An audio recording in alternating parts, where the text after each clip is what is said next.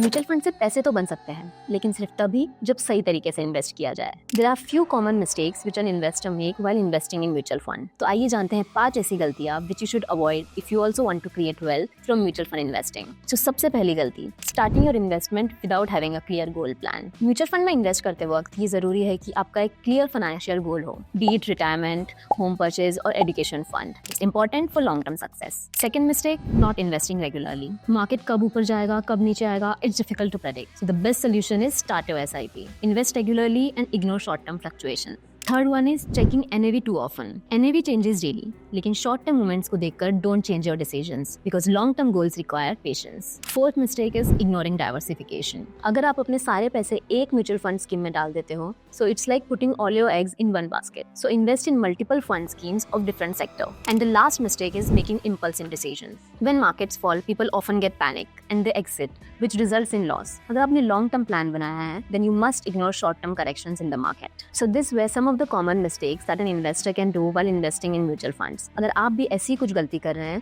then अपनी investment strategy को आज ही रिव्यू करें. And for more such content, follow AB Nayak Wealth.